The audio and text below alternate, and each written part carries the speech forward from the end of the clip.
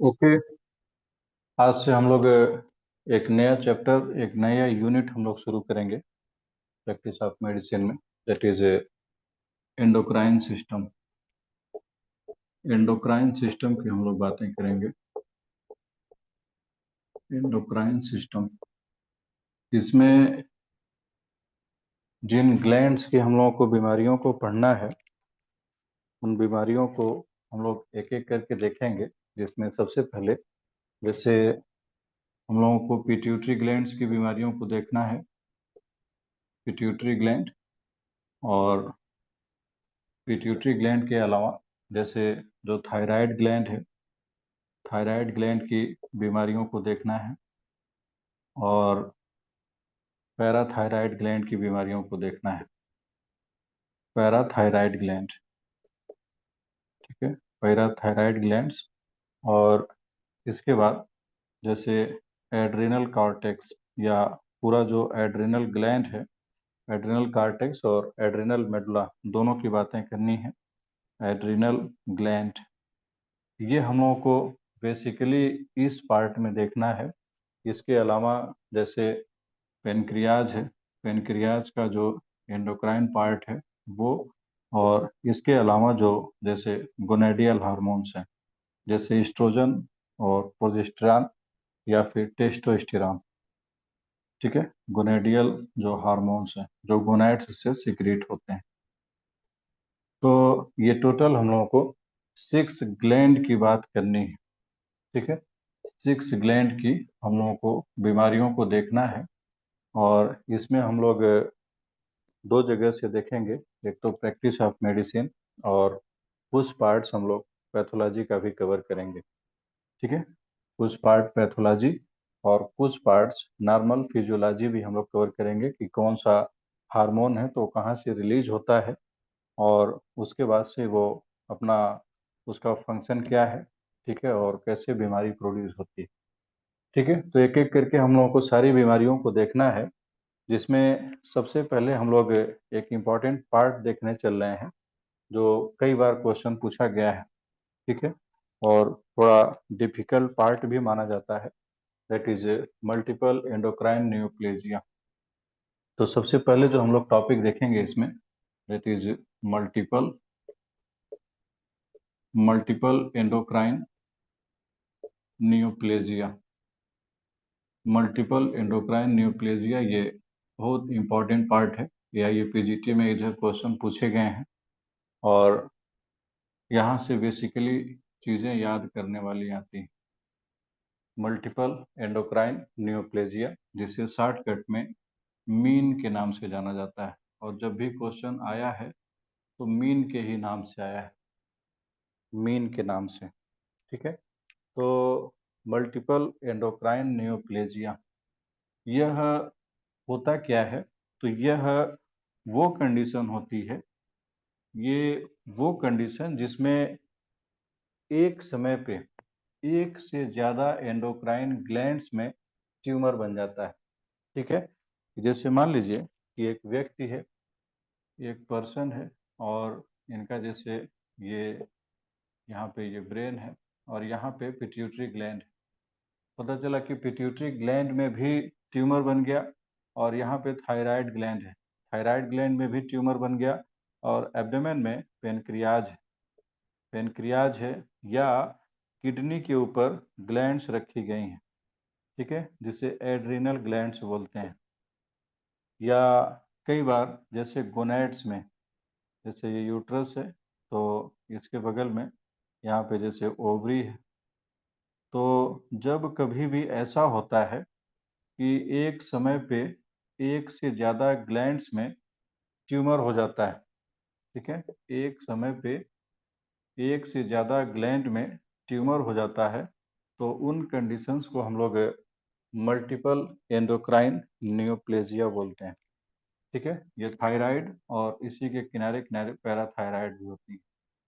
तो ये thyroid and parathyroid. तो मान लीजिए कि कोई एक ऐसा व्यक्ति है जिसमें पता चला कि पिट्यूटरी ग्लैंड्स में ट्यूमर हो गया, पिट्यूटरी ग्लैंड्स में ट्यूमर हो गया, और उसी समय ये पता चला कि ओवरी में भी कैंसर हो गया है फीमेल में, ठीक है, या ये पता चला कि पेनक्रियाज में कोई कैंसर हो गया है, इंसुलिनोमा हो गया है। तो जब दो या दो से ज़्यादा ग्लैंड में एक साथ ट्यूमर होता है तो उसको मल्टीपल, मल्टीपल का मतलब एक से ज़्यादा, एक से ज़्यादा, ठीक है, एक से ज़्यादा ज़्यादा उचित नहीं होता है, दो या दो से ज़्यादा बोला जाता है, ठीक है। जब कम से कम दो या दो से ज़्यादा ग्लैंड्स इन्वॉल्व हो जाती हैं, एंडोक्राइन ग्लैंड्स का ट्यूमर बन जाता है, ठीक है, उस कंडीशन को मल्टीपल एंडोक्राइन नियोप्लेजिया बोलते हैं।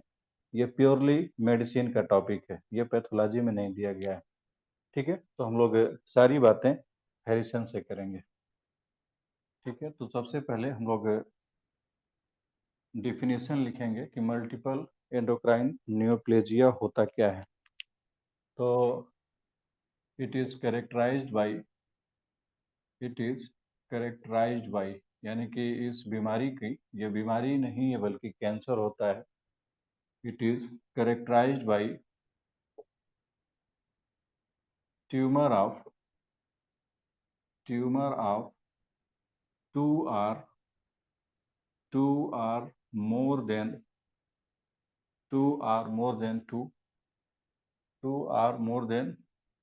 टू एंडोक्राइन ग्लैंड्स, ठीक है। यानी कि यह वह कंडीशन होती है, ये डिफिनेशन भी हम लोग हैरिसन से लिखे हैं कि मल्टीपल एंडोक्राइन नियोप्लेजिया क्या होता है। तो इस कंडीशन को नोन एज कहा जाता है, नोन एज मल्टीपल, यानी कि एक से ज़्यादा, एक नहीं बल्कि दो से ज़्यादा, मल्टीपल एंडोक्राइन नियोप्लेजिया। ये बहुत इंपॉर्टेंट पार्ट है, यहाँ से बहुत क्वेश्चन पूछे गए हैं, ठीक है। मल्टीपल एंडोक्राइन नियोप्लेजिया कहा जाता है, नियोप्लेजिया। क्वेश्चन क्या रहता है कि कोई भी दो ट्यूमर देंगे या तीन देंगे या एक ही देंगे और पूछेंगे कि ये कौन सी कैटेगरी से बिलोंग करता है। इसे मीन कहा जाता है, मीन, ठीक है। तो ये तो डिफिनीशन की बात हुई, ठीक है, जिसमें एक से ज़्यादा ग्लैंड इन्वॉल्व हो जाती हैं। जैसे एग्जाम्पल के तौर पर हम लोग लिख लेंगे कि कई बार होता है कि पैराथायराइड में पीटीएच का मतलब पैराथायराइड ग्लैंड इन्वॉल्व हो गई, पीटीएच का मतलब पैराथायराइड ग्लैंड इन्वॉल्व हो गई, पिट्यूटरी ग्लैंड इन्वॉल्व हो गई कि पिट्यूटरी ग्लैंड्स में ट्यूमर बन गया, ठीक है, या पता चला कि पेनक्रियाज में ट्यूमर बन गया, पेनक्रियाज। तो जब कभी भी ऐसी कंडीशन, एंडोक्राइन ट्यूमर की बात चल रही है, पेनक्रियाज मिक्स ग्लैंड है, तो जब कभी भी ऐसा होता है कि दो या दो से ज़्यादा एंडोक्राइन ग्लैंड में एक साथ ट्यूमर बन जाते हैं, तो उस कंडीशन को मल्टीपल एंडोक्राइन नियोप्लेजिया बोला जाता है। ये तो डिफिनीशन की बात हो गई। अब अगला पार्ट जो बेसिकली अब यहीं से क्वेश्चन वाला पार्ट शुरू हो जाता है, ठीक है। तो ये मत सोचिएगा कि ये तो अभी बेसिक पार्ट चल रहा है बेसिक ही और यहाँ से क्वेश्चन नहीं आएगा, ठीक है, ऐसा नहीं सोचिएगा।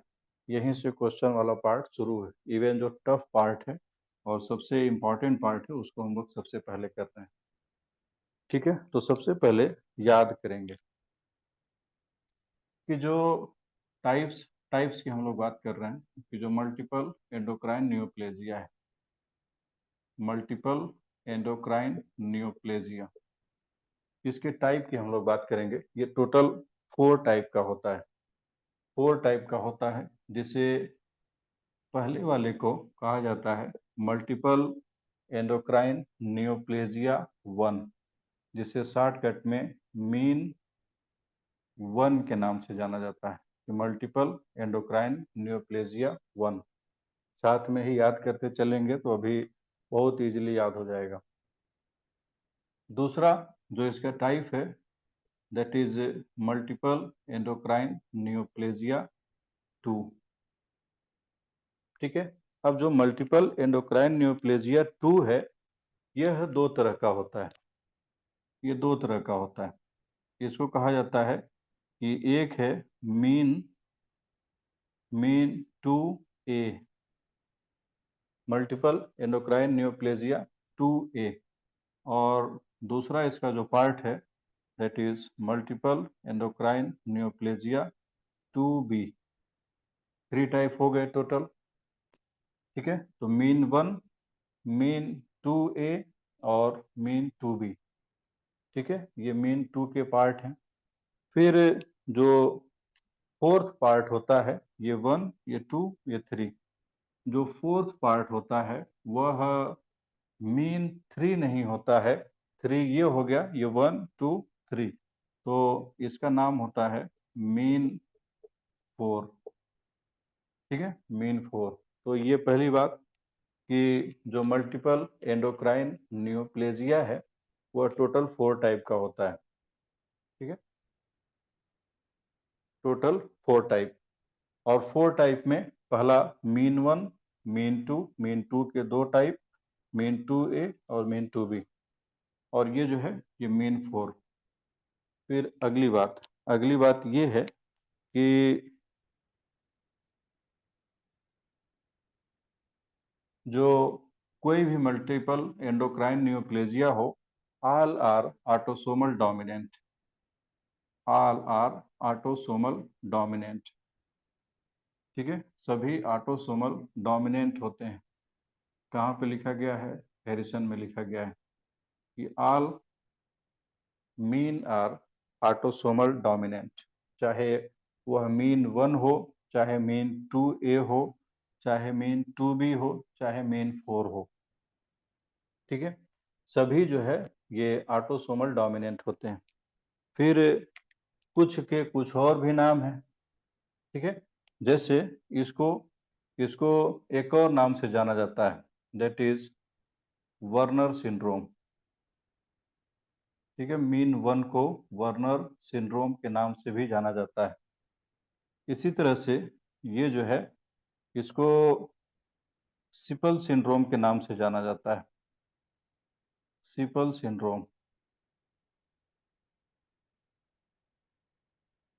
ठीक है, तो ये दूसरा नाम भी है, दूसरे नाम से भी क्वेश्चन पूछे गए हैं कि सिपल सिंड्रोम क्या है और सिपल सिंड्रोम में इसमें से क्या नहीं है। ठीक है, सिपल सिंड्रोम में इनमें से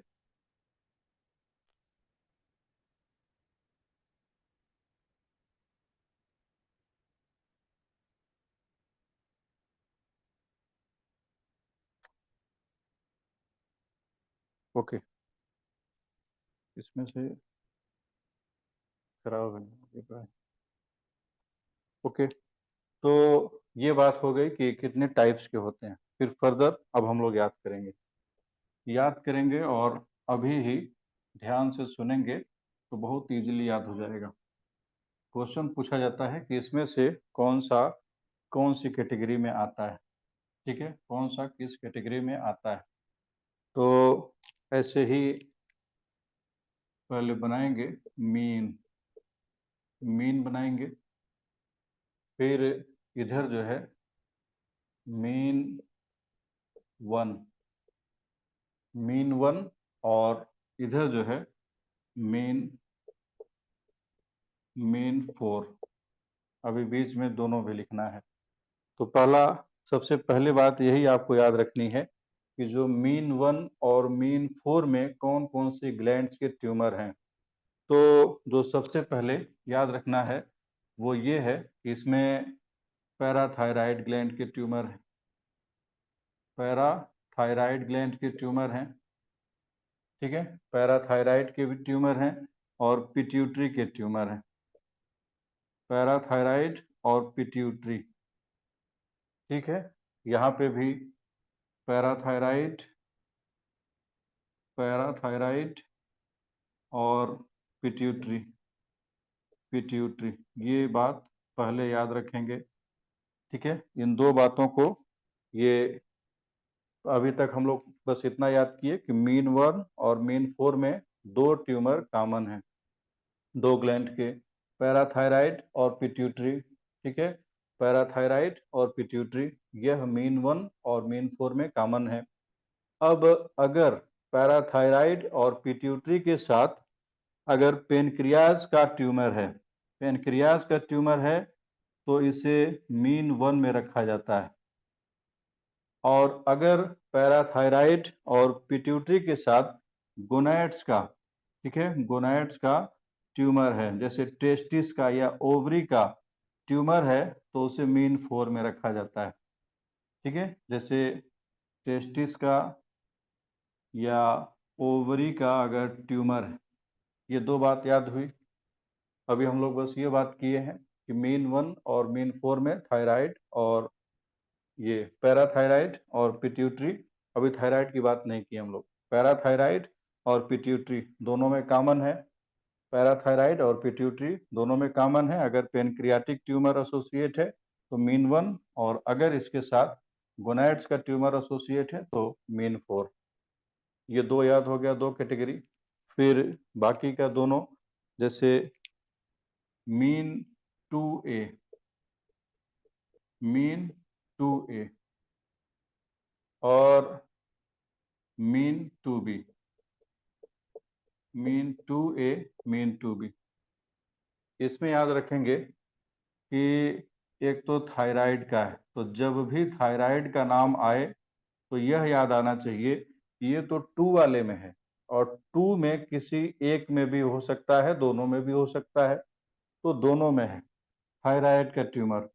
तो पहली बात ये आपको याद रखना है कि कभी भी अगर थायराइड का ट्यूमर पूछा गया है तो वह मीन 1 और मीन 4 ऑप्शन को तो वैसे ही हटा देना है।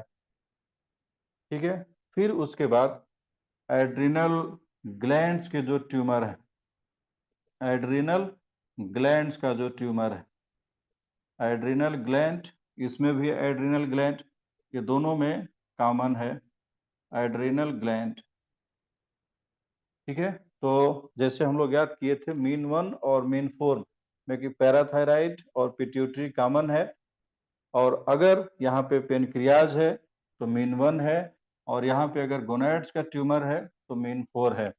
उसी तरह से थायराइड और एड्रिनल ग्लैंड, इसके जो ट्यूमर का नाम है, इसे फियोक्रोमोसाइटोमा कहा जाता है, फियोक्रोमोसाइटोमा।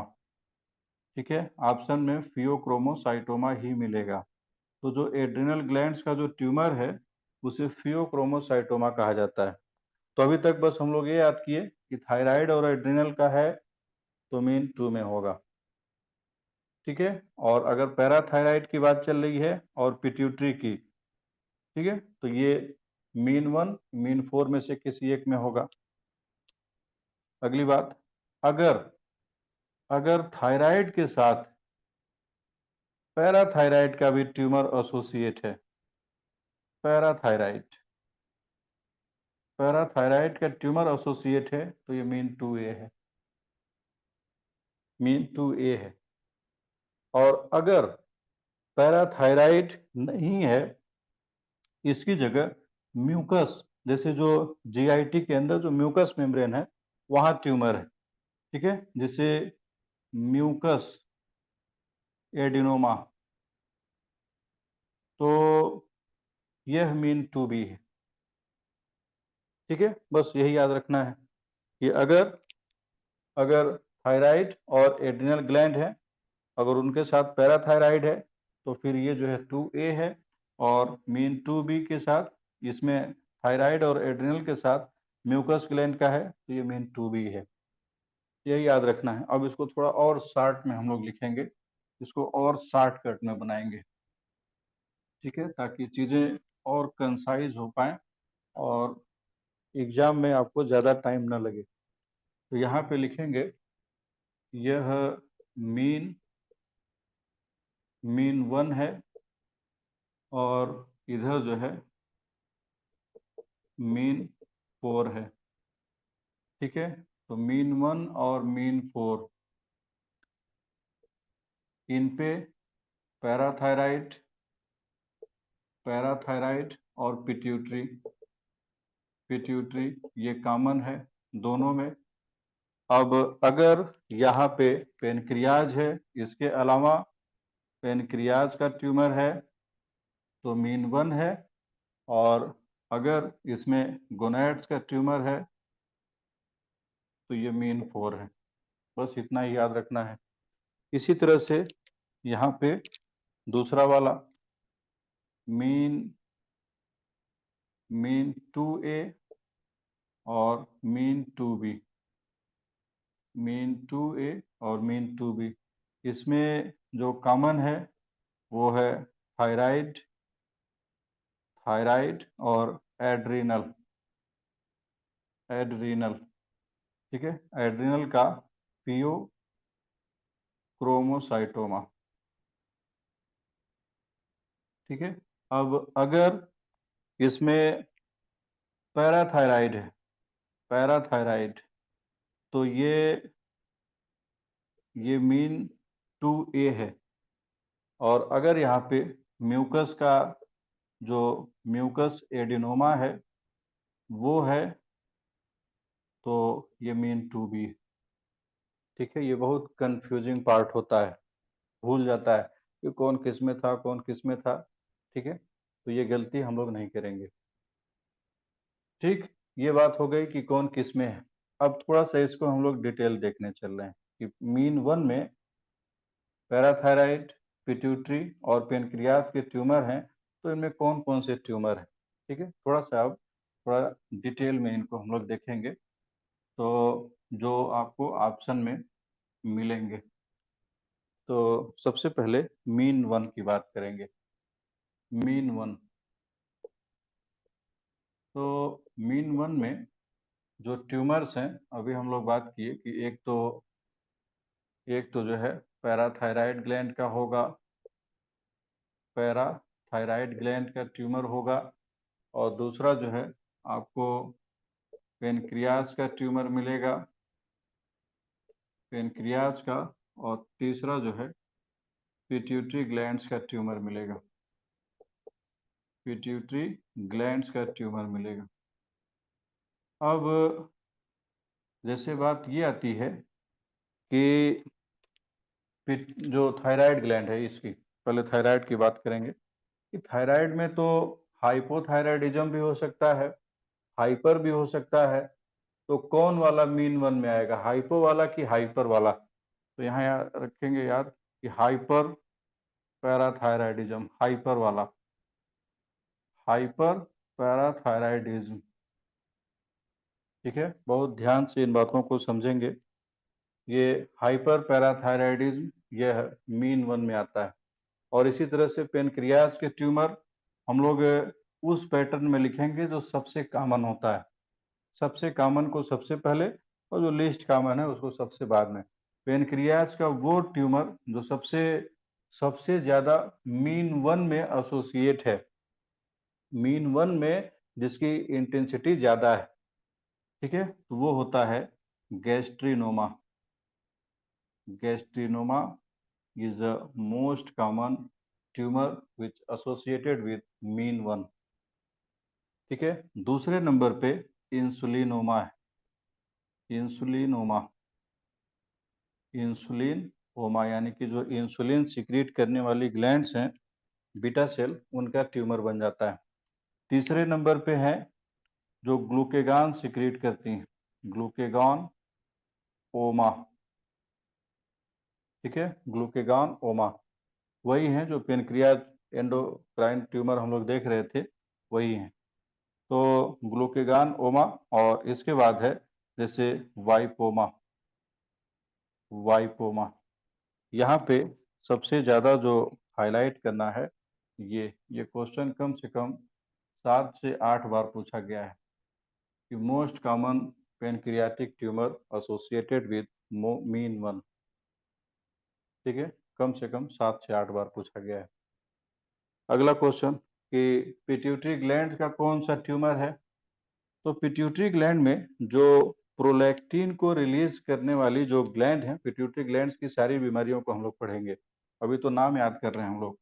तो जो प्रोलैक्टिन को सिक्रीट करती हैं उन्हीं का कैंसर हो जाता है, ट्यूमर बन जाता है, जिसे प्रोलैक्टिनोमा के नाम से जाना जाता है। और prolactinoma is the most common mean 1 pituitary tumour, ठीक है, यह मोस्ट कॉमन होता है। ठीक। इसके अलावा दो और सेल होती हैं जिसे सोमैटोट्रोपिक और कॉर्टिकोट्रोपिक नाम से जाना जाता है। तो सोमैटोट्रोपिन जो सेल होती हैं, जैसे इनकी वजह से ग्रोथ हार्मोन रिलीज होता है, इनका ट्यूमर दूसरे नंबर पे है। और तीसरा, जैसे सोमैटोट्रोपिन हो गया, एक है जैसे कार्टिकोट्रोपिन। तो इनसे जो है, इनसे जो हार्मोन निकलता है, उससे जो बीमारी होती है उसे कुशिंग सिंड्रोम के नाम से जाना जाता है। Cushing syndrome. ठीक है, ये कम पूछा गया है, एआईएपीजीटी में अभी तक नहीं आया है, लेकिन ये प्रोलैक्टिनोमा याद रखेंगे। तो आपसे क्वेश्चन पूछा जाएगा कि इनमें से कौन सा मीन वन में नहीं है। तो चाहे यहाँ से दिया जाए, चाहे ये, चाहे सबको मिला करके वो लोग दे दें। ये पहला हो गया मीन वन। दूसरा, दूसरा जो है मीन टू। मीन टू में अभी हम लोग याद किए हैं कि थायराइड और थायराइड के साथ साथ जो एड्रिनल ट्यूमर है, ये दोनों में कॉमन है। तो यहाँ पे मीन मीन टू, और यहाँ पे एक तरफ MEN MEN two A Sipple syndrome, और इधर जो है मीन टू बी। ठीक है, तो सबसे पहले थायराइड। थायराइड का जो ट्यूमर है उसे मेडुलरी थायराइड कार्सिनोमा के नाम से जाना जाता है। Medullary thyroid carcinoma, medullary thyroid carcinoma. इसमें भी होगा और इसमें भी होगा medullary thyroid carcinoma, medullary thyroid carcinoma, यानी कि थायराइड का कार्सिनोमा मीन टू में आता है। और मीन टू में डिपेंड करेगा, टू ए में रहेगा कि टू बी में, ये और भी इसके ग्रुप के साथ। दूसरा जो एड्रिनल का ट्यूमर है, फियोक्रोमोसाइटोमा, फियोक्रोमोसाइटोमा, फियोक्रोमोसाइटोमा, उसमें भी है। ये दोनों तो कॉमन है, फियोक्रोमोसाइटोमा, साइटोमा। अब अगर यहाँ पे हाइपर पैराथायराइडिज्म है, हाइपर पैराथायराइडिज्म, हाइपर पैराथायराइडिज्म, ठीक है, तो इसे कहा जाता है, यह मीन टू में ये है ये। और अगर इनके साथ साथ जो म्यूक्वाइट या जो म्यूकस का जो एडिनोमा है,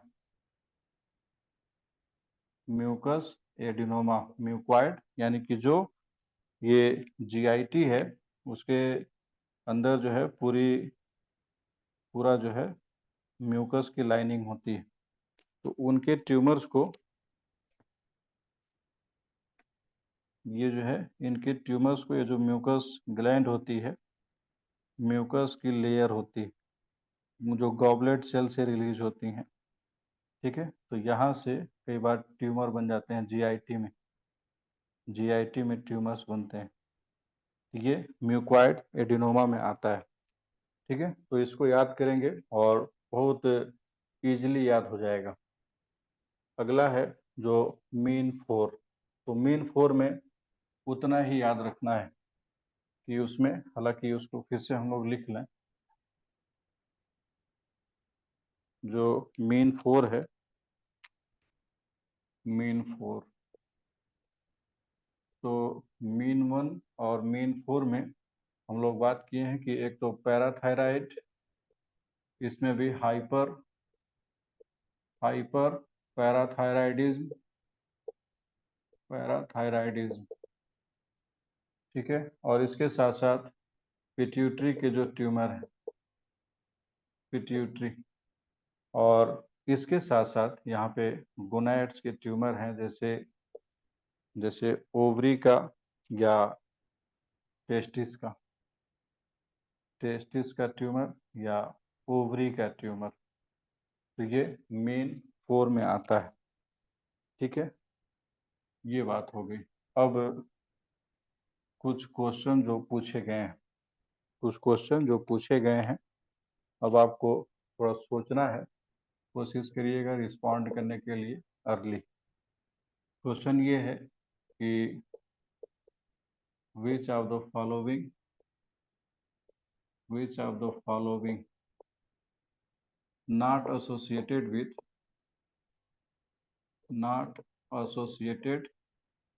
with mean 1। पहला ऑप्शन है हाइपर पैराथायराइडिज्म, पीटीएस का मतलब हाइपर पैराथायराइडिज्म। दूसरा है पिट्यूटरी एडिनोमा। सी ऑप्शन, ये बी है, और ये सी ऑप्शन है कि थायराइड का मेडुलरी थायराइड कार्सिनोमा, एमटीसी। और डी ऑप्शन है इसमें ग्लूकेगान ओमा। इसमें से कौन सा है जो नहीं है? सी। यस, थायराइड का 2 में होगा, थायराइड का हमेशा 2 में होगा, मीन 1 में नहीं होगा। उसी तरह से एक अगला क्वेश्चन नंबर 2 है कि इसमें से नहीं है, not in mean 2A, mean 2A में नहीं है। पहला है मेडुलरी थायराइड कार्सिनोमा, एमटीसी, पहला ऑप्शन। ठीक है, बी ऑप्शन इसमें है कि फियोक्रोमोसाइटोमा।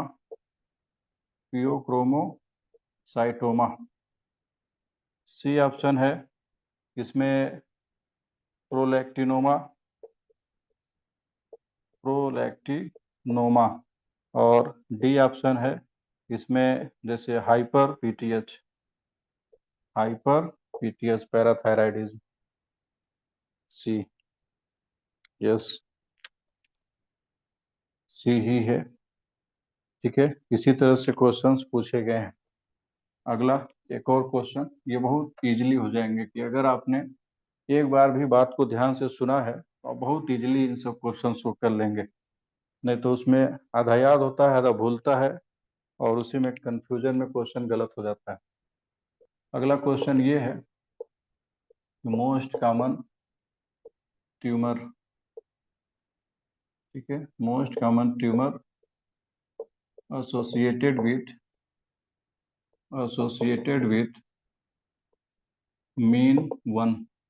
इस क्वेश्चन को हाईलाइट कर लीजिएगा, ये कम से कम 6 से 7 बार पूछा गया है।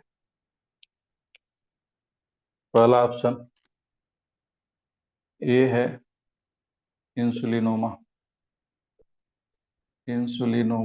बी ऑप्शन है ग्लूकेगान ओमा।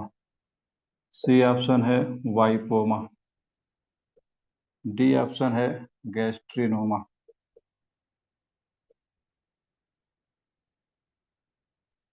डी, गैस्ट्रिनोमा।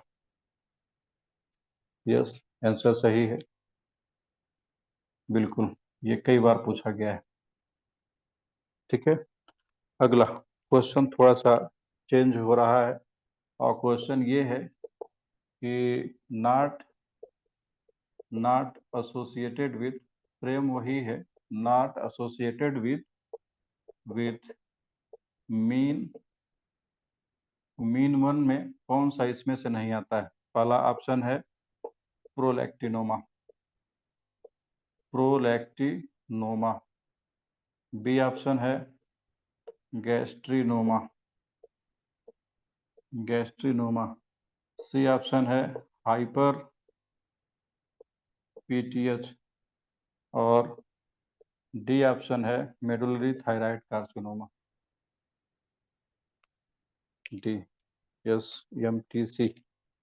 थायराइड का कोई भी ट्यूमर वो हमेशा 2 में रहेगा। ठीक है, 2A में है कि 2B में है, उसके साथ वालों पे डिपेंड करता है। ये बहुत इंपॉर्टेंट पार्ट है, ठीक है, जिसे बहुत इजीली से हम लोगों ने इसको याद किया है और इसी तरह से क्वेश्चंस पूछे गए हैं। क्वेश्चन जो AIA-PGT में पूछा गया था जैसे वह इस फ्रेम पे था। एक स्टेटमेंट वाइज क्वेश्चन है, स्टेटमेंट 1 है। इसमें ये है कि जो पिट्यूटरी ट्यूमर्स हैं, pituitary tumours are associated with mean 1। Statement 2 है। स्टेटमेंट 2 ये है कि जो पैराथायराइड नहीं, thyroid tumours are associated with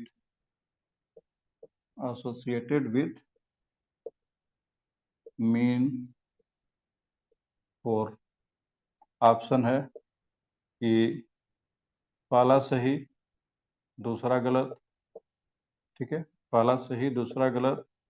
फिर ऑप्शन बी है कि दोनों सही या दोनों गलत, इस तरह से कि एक सही एक गलत। ऑप्शन 1 पहला सही दूसरा गलत। Yes, first 1 is correct and 2 is incorrect. पहला सही दूसरा गलत, यस यही होगा। ये पहला वाला फर्स्ट करेक्ट है और दूसरा वाला इनकरेक्ट है। इसी फ्रेम पे AIA-PGT में क्वेश्चन पूछा गया था, ठीक है। तो अगर इस तरह से क्वेश्चंस रहेंगे तो बहुत इजीली हम लोग कर लेंगे।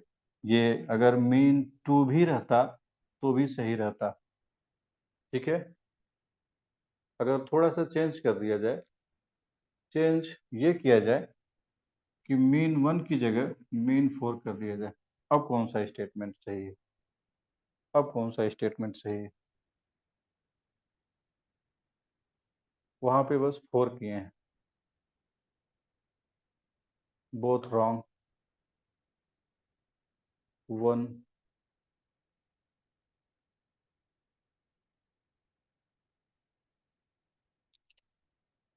दोनों गलत, 1 ठीक है। यस, अभी भी 1 ही है, क्योंकि अभी हम लोग बात किए हैं कि पैराथायराइड और पिट्यूटरी ये मीन 1 में भी है और मीन 4 में भी है, मीन 4 में भी, ठीक है। अब यहाँ पे अगर पेनक्रियाज है तो मीन 1 है और यहाँ पे गोनैड्स है तो ये जो है 4 में है। तो ये पिट्यूटरी की बात की गई है और पिट्यूटरी तो 4 में भी आता है, पिट्यूटरी 4 में भी है, ठीक है। तो मान लीजिए क्वेश्चन बदल दिया जाए तो भी अभी भी ये ऑप्शन सही है कि पहला सही है और दूसरा गलत है, ठीक है। यस, 1 राइट और 2 रॉन्ग। तो इस तरह से क्वेश्चंस पूछे गए हैं, तो इन बातों को ध्यान रखेंगे, ठीक है। अगली बात, इसमें इतना ही याद रखना है, मीन 1 में मल्टीपल एंडोक्राइन न्यूप्लेजिया ये इतना ही है, ठीक है। अगर आप ध्यान से इसको समझेंगे तो रिवीजन में 5 मिनट से ज़्यादा समय नहीं लगेगा, तुरंत याद हो जाएगा। अब थोड़ी सी बात हम लोग हार्मोन के बारे में करने चल रहे हैं। हार्मोन, हार्मोन की कुछ बेसिक बातें। बेसिक बात यह है कि जो टर्म है, term hormone given by, term hormone given by Ernest Starling, ठीक है। अर्नस्ट स्टार्लिंग, कहीं कहीं पे जी भी लिखा रहता है, तो जी नहीं लिखा गया है हम लोग की बुक में, तो स्टालिन ही याद रखेंगे। और यह भी पूछा जाता है कि पहला हार्मोन जो खोजा गया था, फर्स्ट डिस्कवर्ड हार्मोन, उसका नाम बताइए। फर्स्ट डिस्कवर्ड हार्मोन, तो जो फर्स्ट डिस्कवर्ड हार्मोन है दैट इज सिक्रिटीन जो इंटेस्टाइन से रिलीज होता है, सिक्रिटीन। जैसे ये जो है ये जीआईटी है और ये इंटेस्टाइन है और ये पेनक्रियाज है।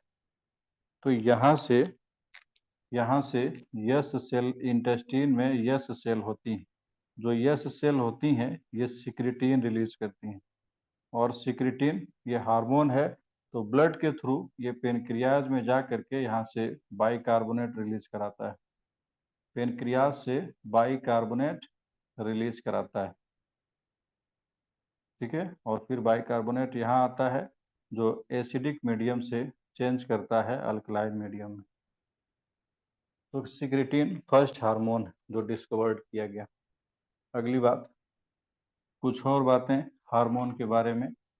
जो हार्मोन्स होते हैं, हार्मोन्स आर, हार्मोन कोई भी हार्मोन हो, ये नॉन न्यूट्रिएंट सब्सटेंसेस होते हैं। इनमें कोई न्यूट्रिएंट नहीं होता है, नॉन न्यूट्रिएंट सब्सटेंस।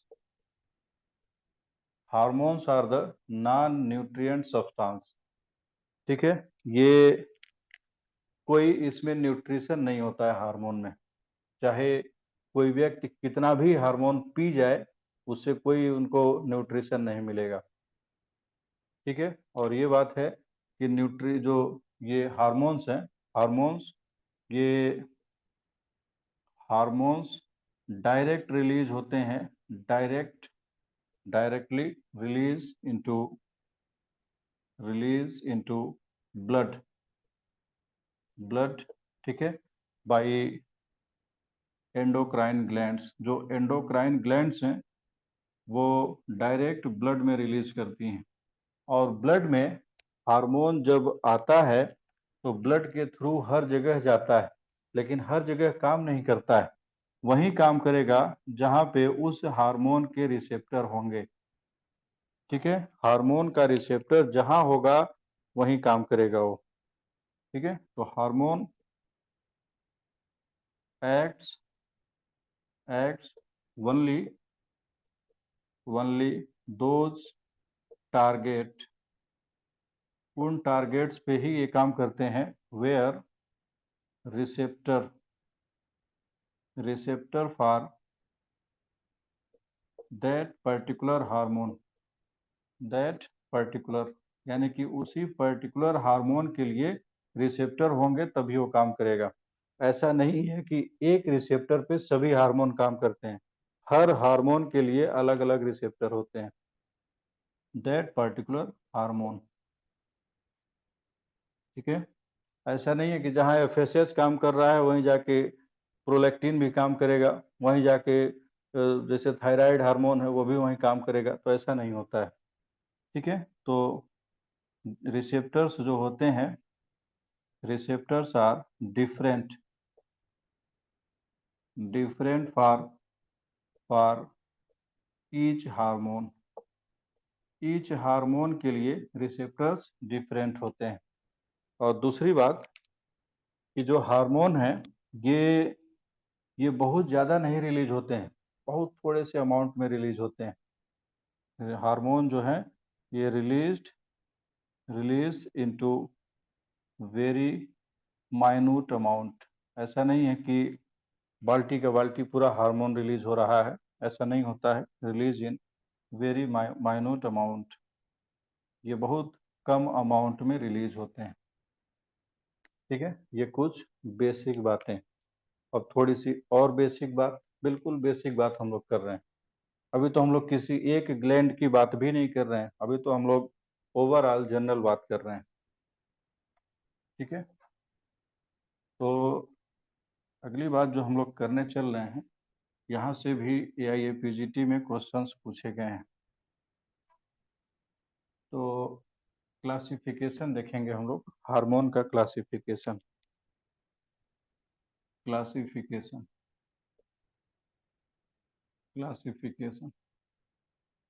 तो इसमें भी याद रखना है, पहला कि कुछ ऐसे हार्मोन होते हैं जो केवल एक एमिनो एसिड से बने होते हैं।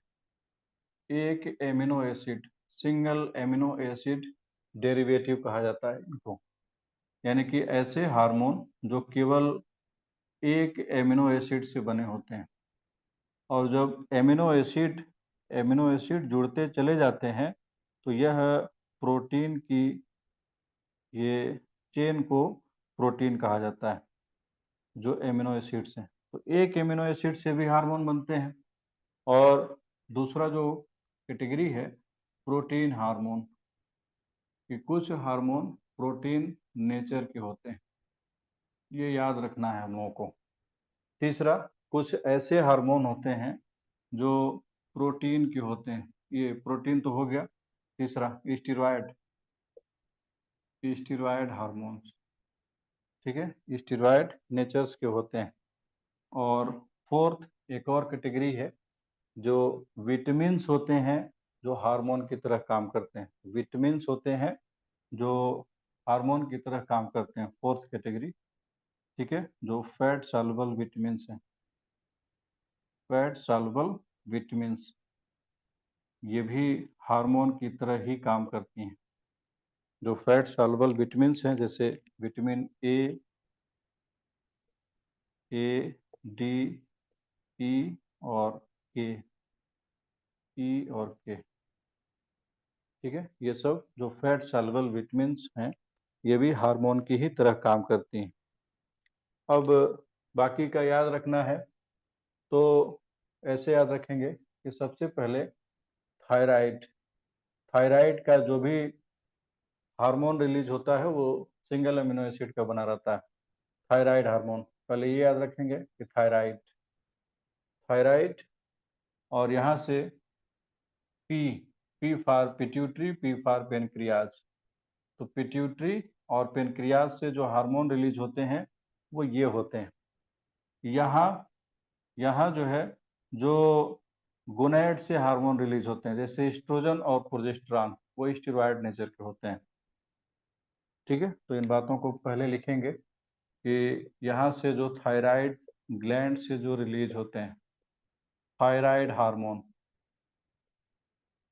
Thyroid hormone, thyroid hormone amino acid derivative है। इन बातों को याद रखेंगे, ये इंपॉर्टेंट पॉइंट है। क्वेश्चन ये नहीं पूछा गया है हम लोग के एग्जाम में कि ये कौन सा ये टाइप का है, ये क्वेश्चन नहीं पूछा जाता है, ये तो 12th में था, एनसीईआरटी में, ठीक है। तो अब यहाँ थोड़ी बात अलग पूछी जाती है।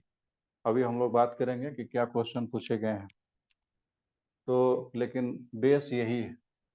दूसरा, यहाँ से जो पेनक्रियाज से जो रिलीज होता है, पेनक्रियाज से और पिट्यूटरी से, पिट्यूटरी से जो रिलीज होते हैं, जिनमें इसमें कुछ का नाम याद रखना है। जैसे पेनक्रियाज से इंसुलिन, इंसुलिन जो हार्मोन है यह कम से कम याद रखना है, ये प्रोटीन नेचर का होता है। और यहाँ से पिट्यूटरी से जो मेन याद रखेंगे एफएसएच और एलएच हार्मोन, एफएसएच और एलएच यही पूछा गया था, ठीक है, एफएसएच के बारे में पूछा गया था, तो भी हम लोग बात कर रहे हैं क्या पूछा गया था। और यहाँ से स्टेरॉइड्स, स्टेरॉइड्स जो गोनैड से निकलते हैं, गोनैड्स, जैसे ओवरी से, ओवरी से ईस्ट्रोजन और प्रोजेस्टेरॉन, ईस्ट्रोजन और प्रोजेस्टेरॉन, प्रोजेस्टेरॉन, ठीक है, ये। और और जैसे मेल में टेस्टोस्टेरॉन है, ठीक है, तो टेस्टोस्टेरॉन नहीं पूछा गया है तो उसको हम लोग नहीं लिख रहे हैं। आप चाहें तो लिख सकते हैं कि यहाँ से टेस्टिस से टेस्टोस्टेरॉन, टेस्टोस्टेरॉन। अब बात आती है एड्रिनल ग्लैंड की। तो ये तो हो गया थायराइड से जो हार्मोन निकलते हैं, ये पी सब पी ही है, प्रोटीन वाले हैं, पेनक्रियाज और पिट्यूटरी। और यहाँ पे गोनैड्स याद रखे हम लोग। लेकिन जो एड्रिनल ग्लैंड है, एड्रिनल ग्लैंड का जो मेडुला पार्ट है, एड्रिनल मेडुला, वो यहाँ आता है, एड्रिनल मेडुला से जो हार्मोन निकलते हैं, और जो एड्रिनल कॉर्टेक्स से जो निकलते हैं, एड्रिनल कॉर्टेक्स से वो वहाँ आते हैं। ठीक है, वहाँ का मतलब स्टेरॉयड हार्मोन। जैसे यहाँ पे एग्जांपल्स याद रखेंगे, केटाकोलेमेंस, केटाकोलेमेंस, केटाकोलेमेंस एक कॉमन शब्द है जिसमें एड्रेनालिन और नार एड्रेनालिन को एक साथ केटाकोलेमेंस कहा जाता है। एड्रेनालिन जिसे इमरजेंसी हार्मोन भी कहा जाता है, ये बीमारी पढ़ना है हम लोग को इसी चैप्टर में।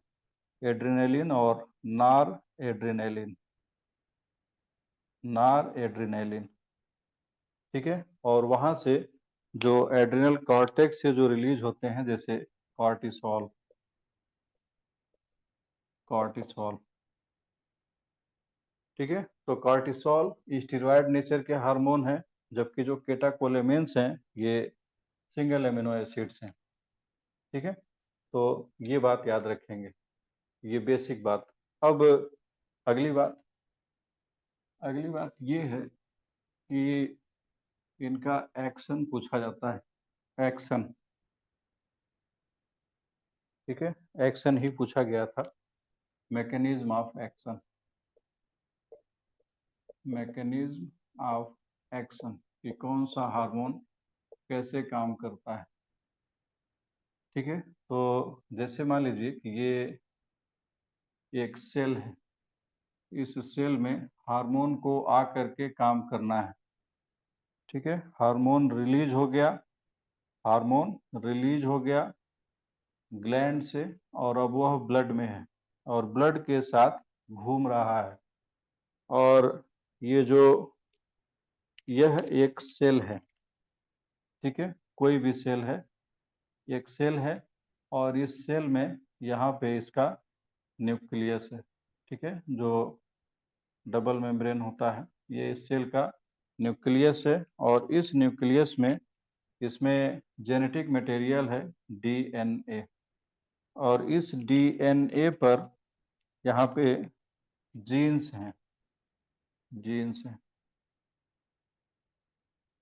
ठीक है, तो ये जो, ये जो सेल मेम्ब्रेन होती है, ये फास्फोलिपिड की बनी होती है।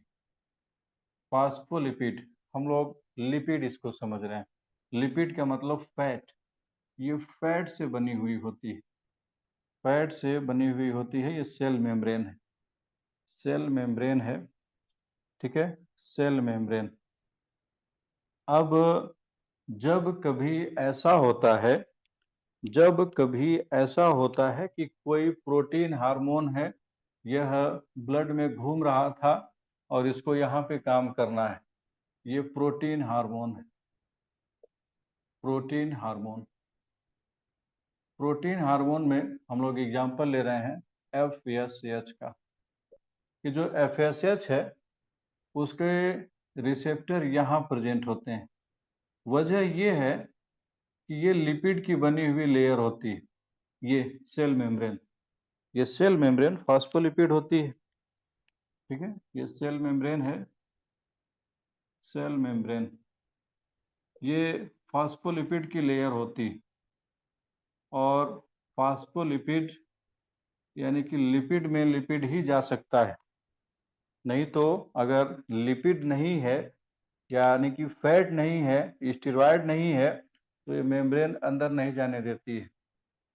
अगर यही फैट होता, जैसे तेल में तेल डालिए तो घुल जाता है, पता ही नहीं चलेगा उसमें, जो दोनों घुल जाते हैं, तो ये भी फैट है, लिपिड है।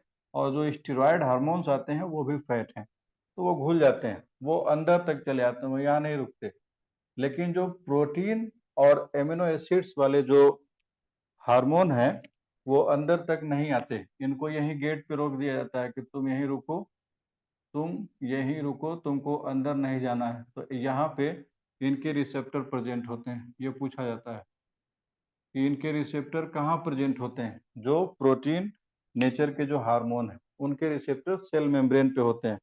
तो इनको यहाँ रोक दिया जाता है कि तुम अंदर नहीं जाओगे, तो ये जैसे बताते हैं कि हम कुछ मैसेज लेकर के आए हैं, हम संदेशा लेकर के आए हैं पिट्यूटरी ग्लैंड से, ओवरी के लिए हम कुछ मैसेज लेकर के आए हैं। तो ये जैसे बोलते हैं कि तुम अपना मैसेज हमको दे दो, मैसेज हमको दे दो, हम तुम्हारा मैसेज सेल तक पहुंचा देंगे, सेल के न्यूक्लियस तक पहुंचा देंगे। ठीक है, तो यहाँ पे सेकेंडरी मैसेंजर बनते हैं, सेकेंडरी मैसेंजर, यानी कि जो इनके मैसेज को लेकर के न्यूक्लियस तक जाते हैं। ठीक है, और सेकेंडरी मैसेंजर का नाम याद रखेंगे, ये सबसे इम्पोर्टेंट पॉइंट है कि वो कौन कौन है जो सेकेंडरी मैसेंजर का काम करते हैं।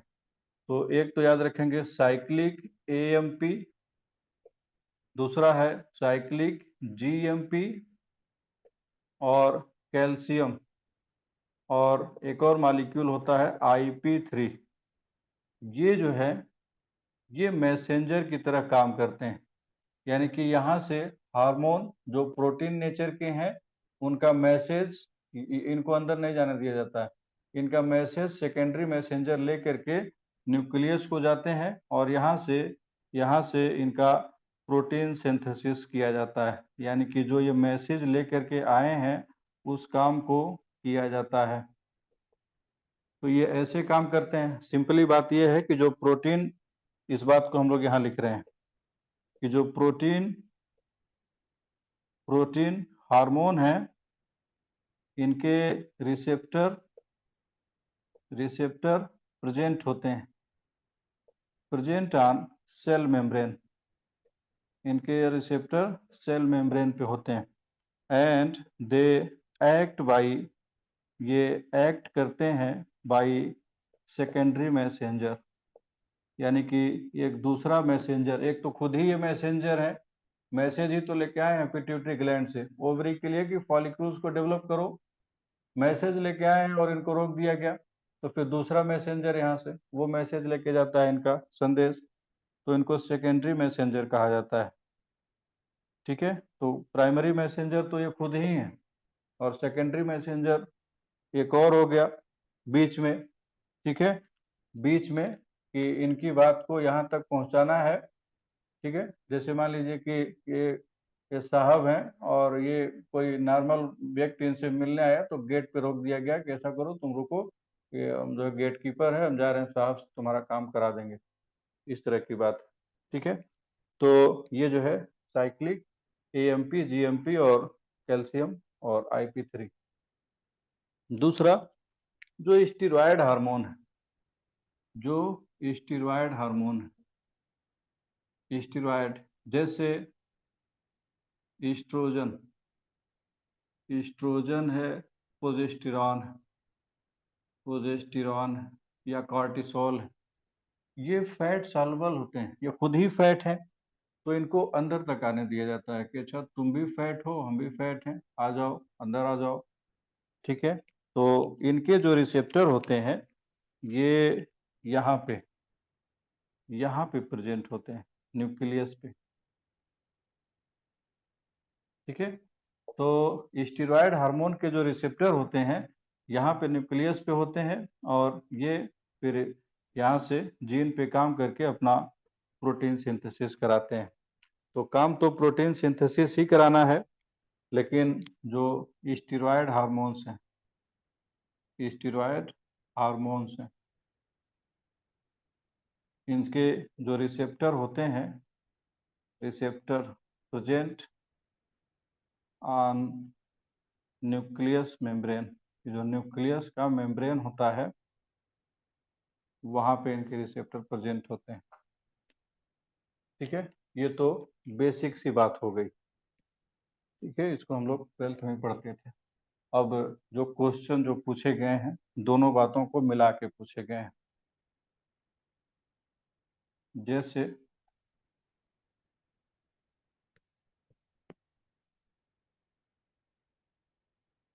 क्वेश्चन है, क्वेश्चन स्टेटमेंट के फॉर्म में है, स्टेटमेंट 1 है। ठीक है, स्टेटमेंट ये है कि calcium act as secondary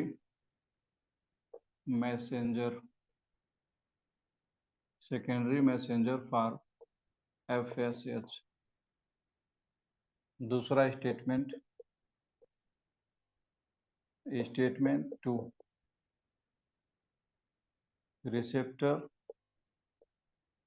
receptor for insulin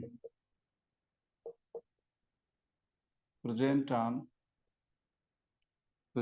on cell membrane.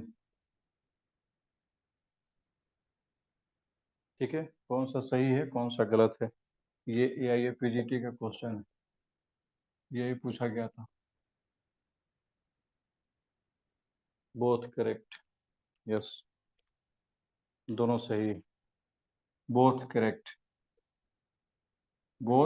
Correct.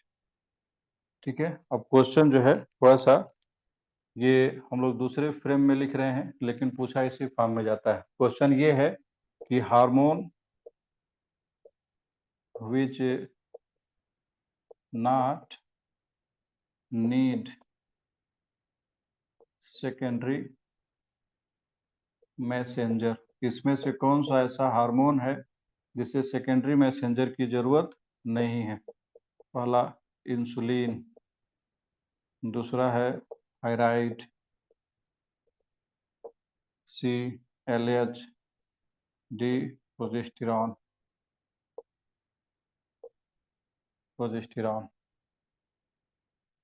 D, इसमें से कौन सा है जिसको सेकेंडरी मैसेंजर की जरूरत नहीं है। यस, ठीक है, तो जो एस्ट्रोजन है यानी कि जो स्टेरॉयड है उसको जरूरत नहीं है, तो इसमें से स्टेरॉयड यही है।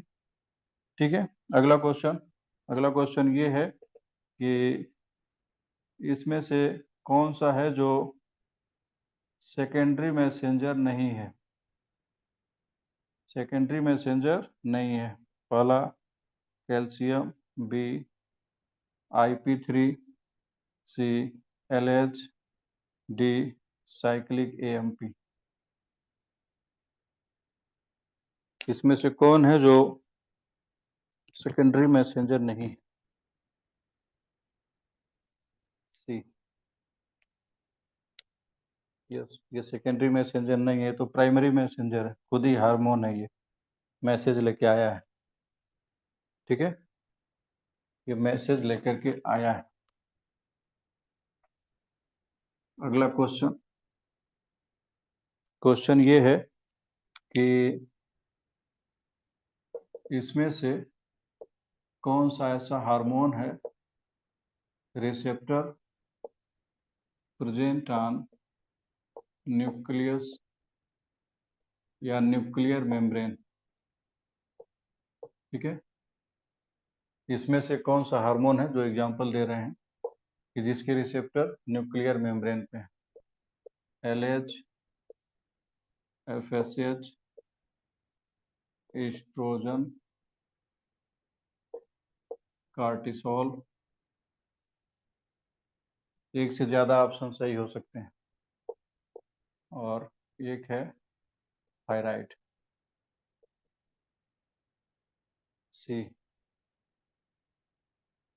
सी और D, oestrogen and cortisol. Yes, ये जो है ये दोनों स्टेरॉयड हार्मोन है, और स्टेरॉयड हार्मोन के जो रिसेप्टर हैं वो न्यूक्लियर मेम्ब्रेन पे होते हैं। ठीक है, तो इसी तरह के क्वेश्चंस पूछे गए हैं और यही फिर से पूछा जाएगा, तो इन बातों को बहुत ध्यान से आप रिवाइज करेंगे तो मुश्किल से 10 मिनट लगेगा एग्जाम के समय, लेकिन बहुत इंपॉर्टेंट पार्ट है। ठीक है, तो आज हम लोग कुछ जनरल बातें किए, अब कल से हम लोग अगली क्लास से एक एक करके हम लोग जो ग्लैंड्स हैं उनकी बीमारियों को पढ़ना शुरू करेंगे। ठीक है, तो आज के लिए इतना ही। Thank you.